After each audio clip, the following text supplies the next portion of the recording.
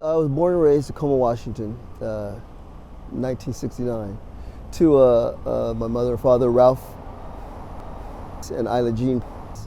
And so I was raised pretty well. I mean, two parents. I didn't have any problems, you know. That seems to be a problem out here, though.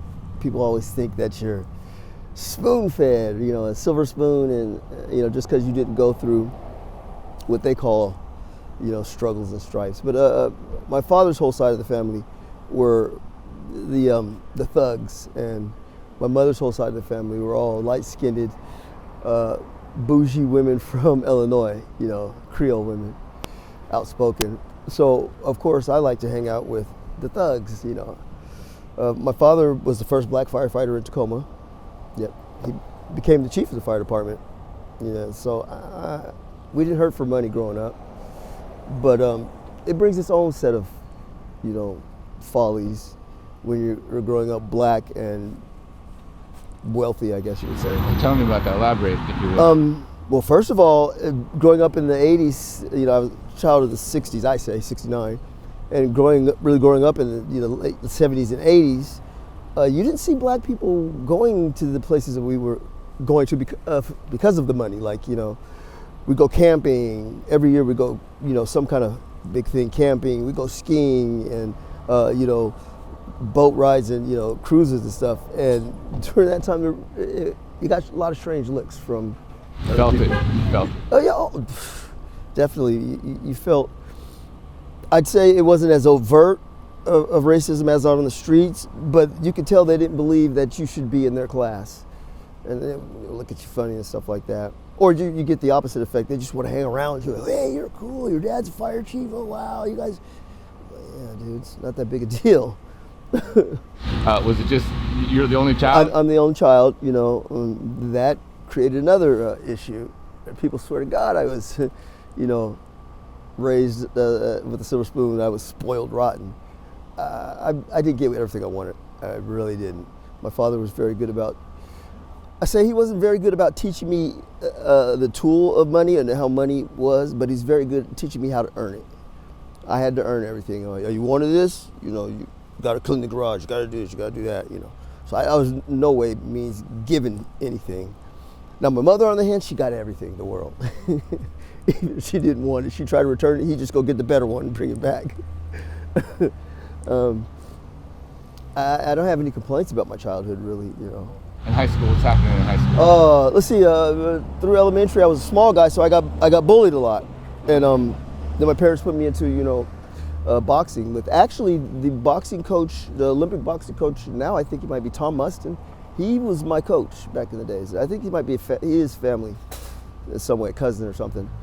So I began to get, you know, some gumption to me, you know, as a little guy. And by the time I got to 9th grade, I was the man, pretty much. You know, I wasn't bullied anymore. They realized don't really mess with him. He's a little guy, but he'll beat you up.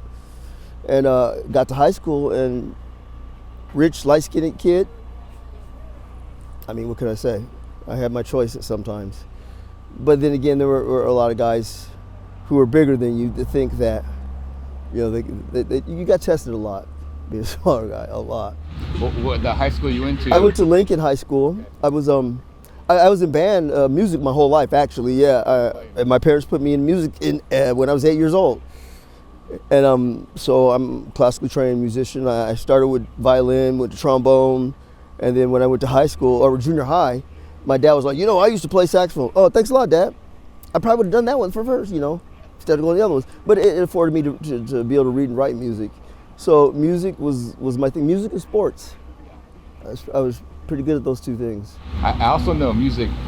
I mean, my parents put me in music classes too, but that opened up the side of my mind. Yeah. Rhythm, like. Yeah, I mean, I would never, some of these songs I would have never played before. I played, you know, concert band. I played every band there was, and I was always first chair. Jazz band, yeah. Well, that's a funny story. You know, I was trained on, you know, treble clef, bass clef, on actual instruments, trombone and stuff like that. But my passion was drums, rhythm. So in high school, you know, I'm playing saxophone, first chair tenor, and before class starts, you know, everybody's playing stuff. I'm up playing the drums and stuff, right? So I was in the jazz band, and then our drummer he's filthy. He was this white kid. He loved Rush. We both loved Rush, and he could play Rush. I was amazed by this kid, man. He was filthy, and but he was cocky. And one day the teacher just couldn't take it anymore. He was like, "Get out of here! Get the hell out of my classroom!" Right? So now we're all like, "Oh, what are we gonna do? That's your drummer." The teacher actually went to me and said, "Ralph, you're our drummer now." I'm like, "I never play drums. I just play and eat. You can do it. I watch you go." And I was the drummer. So there began my drum career, you know, in 10th grade.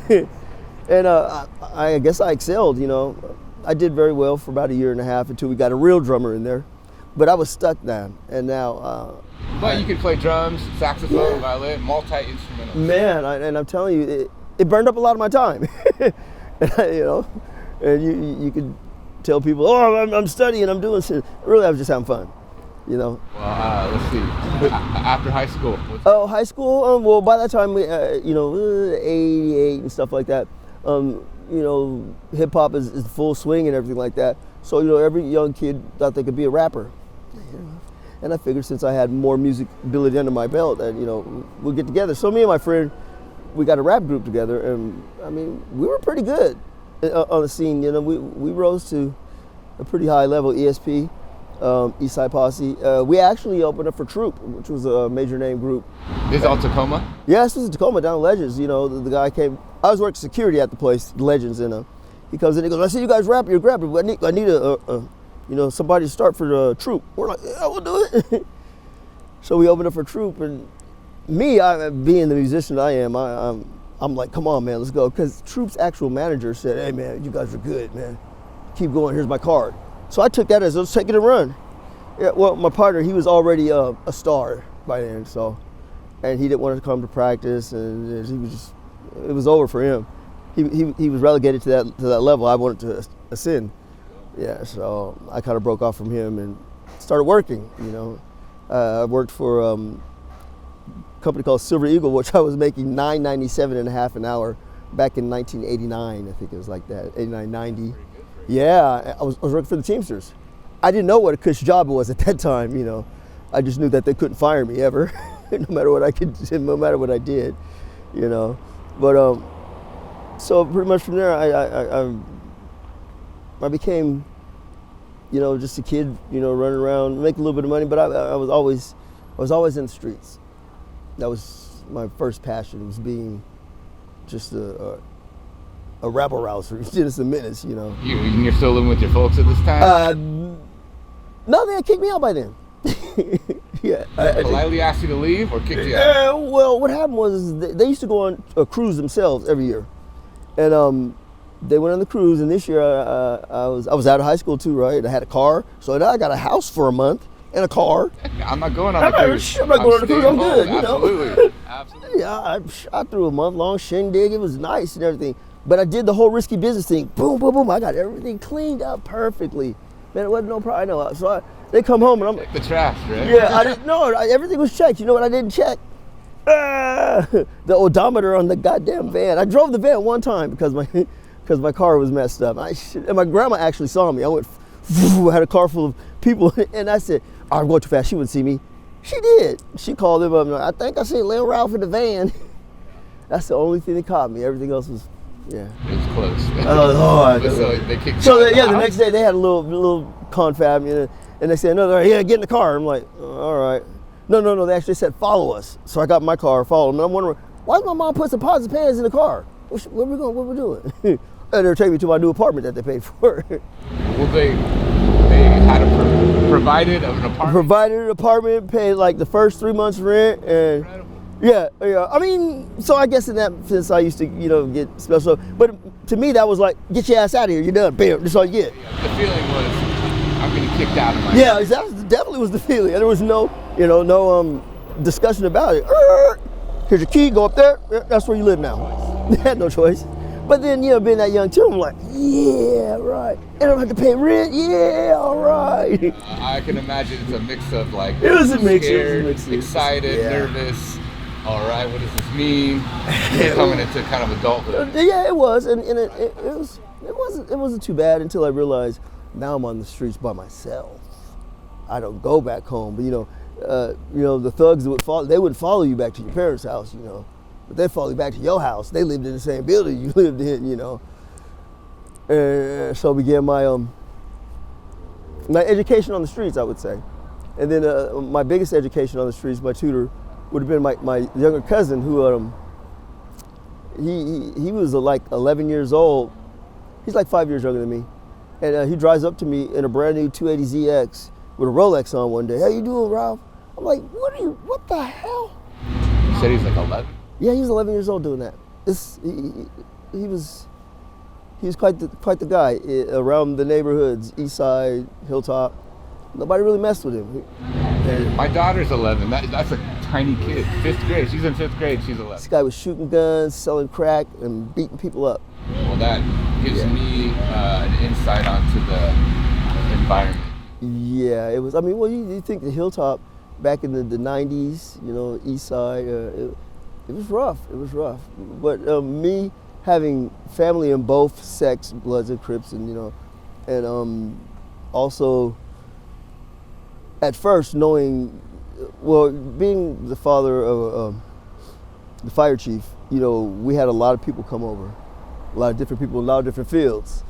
So we had a lot of cops around too, and I used to get in trouble, right? And they would tell me, "We're gonna call your father." Exactly where you were. Yeah, as soon as they go, "Oh, we're gonna call your father." Like, no, don't call him.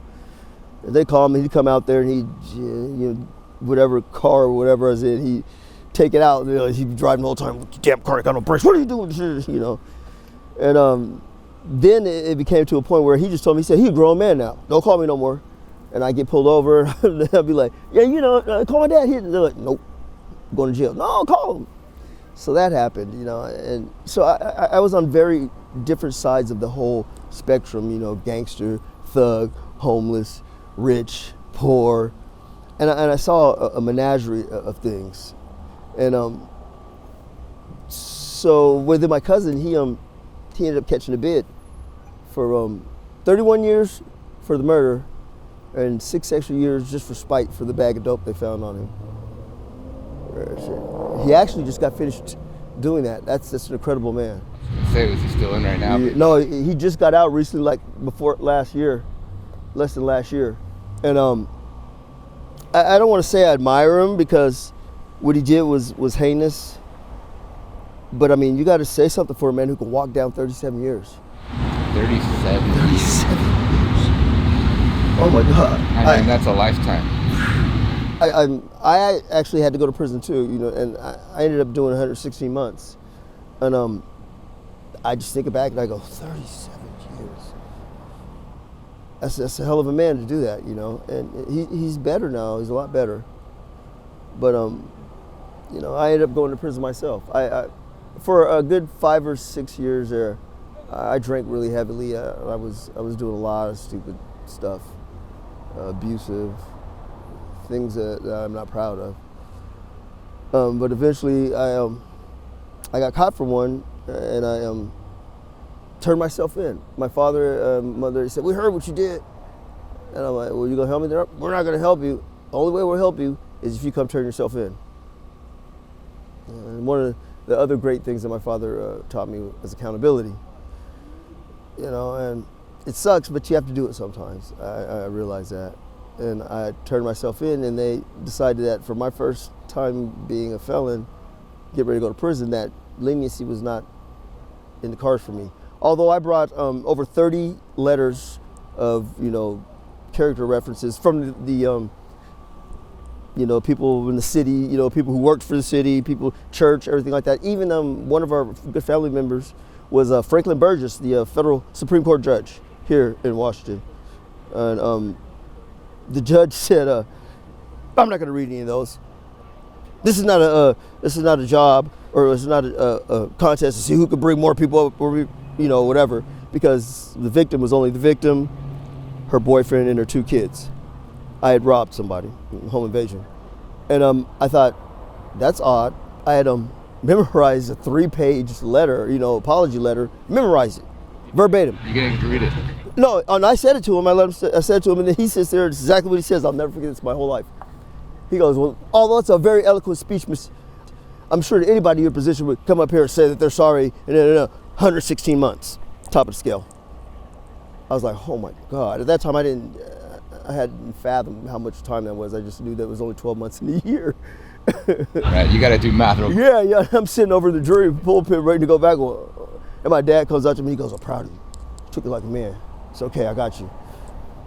And it went my time for prison. So I did that. Age, so what age? From 26 to 33, about 24, 26, at 26 to 33. And I only lost 30 days the whole time, so I mean, I did pretty good. It gave me time to really get in there and start doing my music. And yeah, that was nice. It was unforeseen, but it was nice that I was able to do that.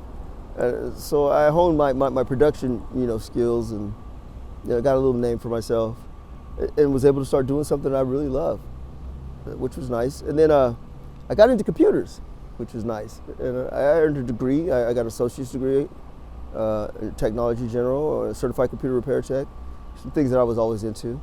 So I don't want to say prison was bad. Bad it was, but let's put it this way, I wouldn't change anything. It taught me a lot. It sounds like it gave you an opportunity. It did give me an opportunity. It really did. Or you took the opportunity. I guess, yeah. Because there's a lot of guys who didn't do anything in there. Yeah, you had choices. You could have just sat on your butt and zoom, zooms, and wham, whams, but I decided to do something. I mean, I figured, that was close to 10 years. I probably should figure something out, protect my booty, and get out of here alive, which was really difficult in Walla Walla. But eventually you did. 33, you're out. What happens at 33? 33, I'm out fresh out. I'm strong. I'm ready to go and everything. And I failed. So, but that's okay. And I did all right for a while, for a few years, but then I went back to drinking, and stuff just started happening, and I guess I wasn't done yet, So I just was stupid. I didn't go back to, then let's see, 2008, 2007, my mother died. She actually had had end-stage emphysema while I was in prison, and it got tougher and tougher for her to come see me. They had to give her, walkers. It was rough watching somebody die from that. And then, so. Is that a slow progression? Yeah, that's tough. She was on 100% oxygen for about 5 years of the 7 years it took for it to get her. Yeah, 100% oxygen. I remember after I got out, we took a trip back to the family in Illinois, and back then they didn't have the little Inogens or whatever like that. So me and my dad had to order from Lincare giant bottles. We basically were carrying, oxygen bottles around with us everywhere. But I mean, we were gonna do it no matter what for my mom. So did that, and she dies in 2007, and that hit me pretty hard. That really hit me, because my mother was that was my mother. My father didn't say much. He was just a supporter. He was the rock. You could depend on him. Yeah, he's financially, and he's very stoic, very stoic. I didn't realize for years until I was an adult who the smart one in the family was. I thought it was my mom. No, it was my dad. He's a genius. I mean, you can't go from garbage man one year to getting into the fire department with affirmative action and becoming the chief. The chief. And I watched him study for tests sometimes. And, for a couple of weeks he had big books spread around, and then next thing he's up the level. I'm like, how the fuck? Yeah, I hear this respect. Yeah. I don't know. That's from my perspective. I hear this respect for your dad. Yeah. He's very stoic. It was interesting growing up with a person that it caused problems in his relationship with my mom, because he was very subdued. He's stoic, and he didn't talk about it. And then one time he had told her, he said, "Do you know what I have to see day after day? If I even told you a little bit of you would, that was keeping a lot in. And just is he still around? Yeah, he's still around. He moved to Vegas because his doctor told him it'd be better for his health." I was like, "Oh, that's true then, it is?" The casinos with the dry air. That's what I'm saying. I was like, "Yeah, right, Dad. What's better for you?" Okay. Maybe it is. It might be. I mean, he changed a little bit. Yeah, he was into gambling. He wasn't that much into gambling. He did a little, poker. But her dying changed him a little bit. I'm sure it hurt him more than me, but you never seen it from him.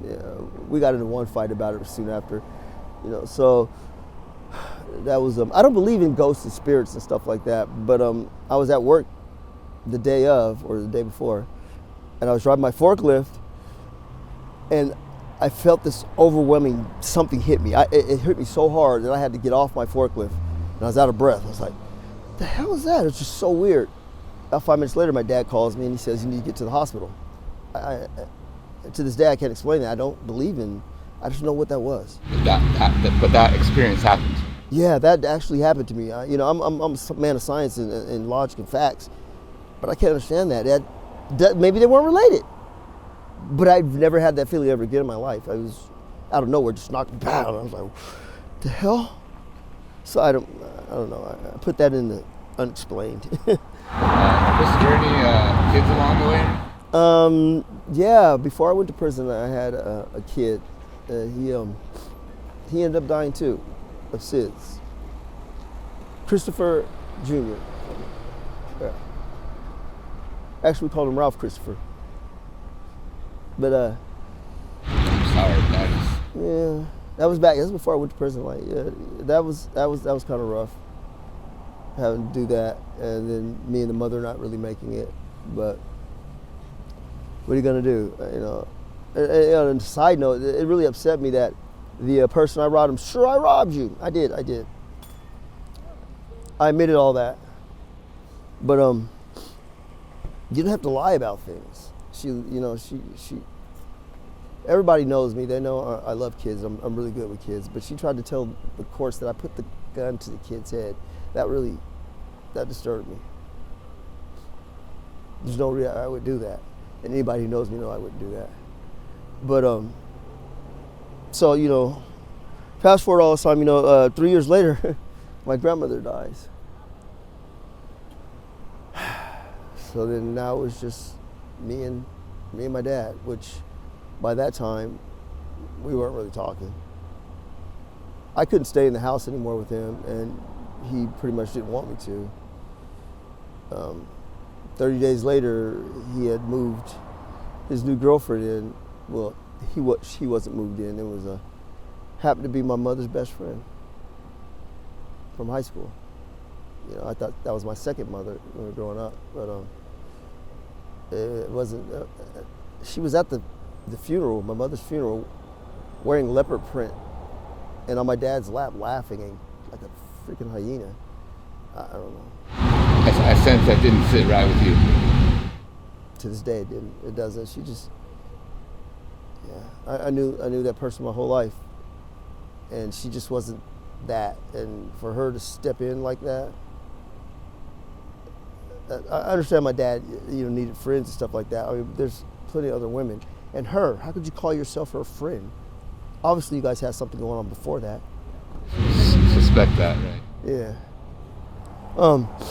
So now my grandmother's dead, and since my mother died, my grandmother's will was, it said that everything went to her, to my mother, my mother, and but she was dead already, so it said it goes to me. So I inherited my grandmother's full estate, which she worked for McCord for 40-something years as a budget analyst.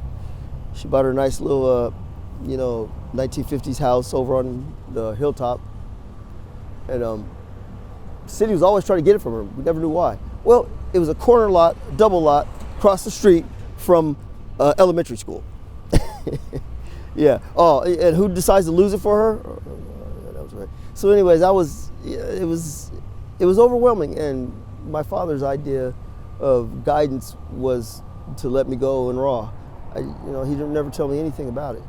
I hadn't known anything about home entry. I know I had lived in homes my whole life pretty much, but I didn't know about owning it. And So, sorry, I'm a little confused. So you inherited this house. Yeah. And what happened to the house?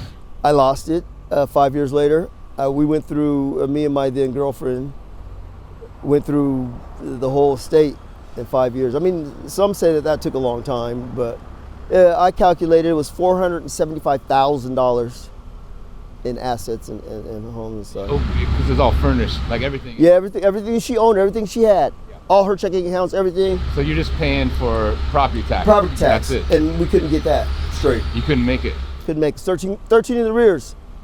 13 in the rears. And, you know, all I need to pay was $1,100 more that year, and I'd have been fine. And I never understood why my dad wouldn't have. I'm like, I don't want to ask him that, you know, my whole life, ask him money, but I mean, this is your house too, Dad. You helped her more than you helped my grandma more than I did. I was gone. And I'm like, why wouldn't you give me $1,100 so I can go at least another year to try to get things straight? And then, yeah, why would he want to lose that asset in the family? I just don't understand that. I keep hoping that maybe something, because the house is, oh my God. So what happens to that house? The bank takes it? Yeah, well, the bank, the city or the state would have taken it. Yeah, but I sold it before that. Yeah, I knew that was going to happen, so I said, let me sell this damn thing. Well, you know, I kind of got away with some things, right? It was never in my name, and, you know, just some things happened. I didn't ever want to put it in my name because I had bad credit, and I didn't want the creditors to come looking. So, you know, everybody's, oh, the kid, you know, his grandmother just died, let's help you out, you know, nobody really, because nobody contested anything. Well, you got that chunk of money, though. Yeah, big chunks of money. She had a few accounts. The one account my dad gave me was $27,000 in her checking, and I used most of that for the funeral. The funeral was 13 grand. Yeah, my dad said, you're going over, but I didn't know. He said, when I get to the funeral home, just watch out, they're gonna get you going over. He let me be there first, and I'm okay, y'all take that. By the time he gets there, he goes, 19,000, no, we don't need that, we don't need that. Yeah, I was like, I don't know. Yeah, it was up there. They catch you there, they know, if you don't know anything about it. Ooh, yeah, so I paid 13 grand happily for that. And then I spent the rest, and then there was another checking account that was for like maybe 42 grand. A couple savings accounts. I think I found 7 grand in the house in loose everywhere. There was another 9 grand in jewelry that I just melted down. Brand new 1998. Was a 1998. Was a Pontiac Sunfire that she bought from another lady in the church that had 3,500 miles on it. Nobody can ever believe it. You go to any mechanic and they'll be like, the hell? And it's just shiny. Yeah. Mint condition. Yeah, I ended up selling that for $70. Yeah, I did some pretty bad things. I cannot help but ask a question. Okay, Christopher, what's your current situation? I'm currently homeless. I was, I had housing, but the Josephine and Catholic Community Services saw fit that I not have housing. A battery caught on fire, one of these e-bike batteries caught on fire in my girlfriend's apartment, and we both lived at the Josephine. They decided to kick us both out, which I thought was strange. If anything, maybe the person who started it should have got kicked out. But then I did some research. There's been literally hundreds of those, around the city in places that the batteries just catch fire. You know, it was an accident. So how do we go from, all this money? So we have the house, 2010, the house, all this, I'm having issues with the girl I'm with, and I ended up being with her for 17 years. 17 years. We lose the house. We got to sell it. Well, we had some squatters moving with me. I'm like, okay, I got to get this money together. So I was renting out a room. They ended up not having any goddamn money and being heroin. I can't stand opiates. Oh God, never paid me a dime, and just ruined the carpet that I put in for my grandma 2 years earlier. They just had no respect for anything. So I sold the house for 51, and maybe got 20 out of it, and decided to start my life over again and try again, and move out east, to go work in the oil fields. Side note, the realtor was pretty shady, and he was trying to get me. He said that he reported that he sold it for $81,000. I didn't realize. I thought that was weird at first, so I asked my dad. He said, "Yeah, that's against the law. It's called false reporting," which gave him an instant $30,000 credit. Yeah, bigger cut. So I call him up. I go, "Hey man, what's up with the $81,000?" He goes, "Oh, what do you mean?" I said, "Yeah, I know it's illegal. It's called false reporting." And I said, "I want another 10 grand and that car that you got." He had a nice little Volkswagen. I loved it. That you got, and we'll be done. He's like, "Well, Ralph, I don't know." I said, "You got 10 minutes. Hung up on him, right? 8 minutes later, he calls back. well, we need just some paperwork, but meet me tomorrow. Gave me a 10 grand check, gave me the keys. I was out of there finally. I cut the electricity off on the squatters who were still in there. Said, it's your problem, Tad, bye-bye. And we commenced to leave Washington State. It took us 2 weeks to leave Washington State, right around. But then after we left, we got to Wyoming. And we caught a case. Yeah, we caught a case in Wyoming. So I ended up spending 5 years in Wyoming prison system. About 3 of that in prison, actually. Got out, was a cook, breakfast cook for Hardee's. Worked 6 days a week. Was working pretty damn hard. And then COVID hit. So when COVID hit, we looked at each other, we're like, let's go home. There's no work anywhere really, so let's go home. So we got back here to Washington in 2019, 2020. And we were homeless. And we had been homeless ever since then. We moved from Tacoma, moved to Federal Way. Federal Way got us into the Aloha Inn over here. But by that time, me and her were not a couple anymore. And they were like, well, Ralph, you got your housing. Do you want to take her with you? Just because you guys have been, yeah, of course, I'm not going to do it like that. So we're both up there, and then we get our separate housing. And I finally got my housing, and the battery blew up in my girlfriend's room, and now I'm homeless again. But Catholic Community Services, they're kind of funny about things. It's a beautiful system they got going, but the people who are running it right now are overstepping their bounds. And like I said, the reason I should have been kicked out, my girlfriend at the time, well, she's my woman now too. She's pregnant. She was pregnant, so they kicked us out. I'm 55, and kicked a pregnant woman out in the dead of winter. Oh, where's she at now? Is she okay? She's up at a camp up here. She's inside at least, But it just didn't make any sense to me that they would do that when I've heard that there were so many other people who batteries, e-bikes everywhere, they catch on fire. I have pictures of the apartment. There was hardly any burn anywhere. There was a little bit of burn black on the wall and on the kitchen tiles. It was melted a little bit. It's all fire damage. You could tell it was on it. The rest of it was water damage. And they kicked you out. What they did was they gave us a choice. If you sign this mutual termination, then we won't evict you.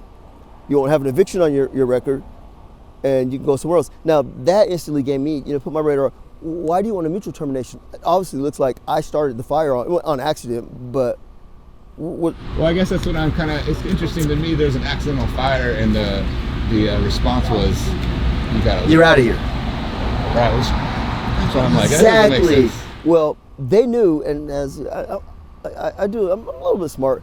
I do a little research and stuff, and I looked on it, and I was seeing some of the things that was going on there. I mean, how do you have a fire escape that says condemned? No, you don't.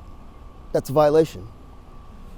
There was violations all over that place that they didn't want anybody to see. So if I would have stayed there and squatted pretty much, and they would try to evict me, it would have took months and stuff like that, then I'd have been able, hey, check this out. But you did leave. I did. So I said, baby, let's just mutual termination. And they agreed at that time, we'll help you out and everything like that. So here we are with, I have all of the vouchers and stuff like that to get, and I'm sure they're probably still getting money for me. That was one of the things they were doing too. They're probably getting money for me, but they don't have me housed. But that place is still empty, maybe. Well, how long ago was this? This was in just within the last 4 months, maybe. Yeah, I'm sure. Well, see, we had different apartments. I had my own apartment, and my girlfriend had her own apartment. But you both had to leave. But we both had to leave. Why wouldn't it be either the person who caused the accidental fire or the person whose room is in it? Not both of them. Why is it both of us? Yeah, that's where I'm like, that doesn't make sense. Is there pieces missing in there? Yeah, there are pieces missing in there, and I can extrapolate or think because of how they were acting, but they don't want nobody to know. They kicked me out of the building where they told me they weren't even going to give me my mail. But they started letting her in. I think that was another thing that, they felt that maybe they had her against me or whatever. So but I told them, I said, wait a minute, she's not even a resident here anymore. and you're letting non-residents go into my, I still have the key, I'm still a resident. How do you do it? That's against the law. And then, well, let's just kind of go down that road. Say if you wanted to fight this, what does that look like for you? Do you have the resources? If I had the resources? Do you have, like, who do you go to? What does that really look like for a person in your situation? It looks like I'm crying, I guess. It looks like I'm crying foul. But I never wanted it to look like that. I wanted to, I take my lumps. Well, I guess it's... I admit it when the fire happened. They go, how did it happen? And I go, I was charging her battery. It was me probably. So, there was nothing. It was an accident. Even though the fire department said it was accidental. So why are you, I've been, like I said, Catholic Community Services has been doing that. I don't want to say corruption. I don't, but Imperfect. very imperfect. They got a little clique going on with these, I don't know, LGBT, what number is the sevens? I don't know. And they're pretty vicious, man. Christopher, before we wrap up, the question I like to ask is there anything that you want to say to the people of Seattle? Homeless people are not trash.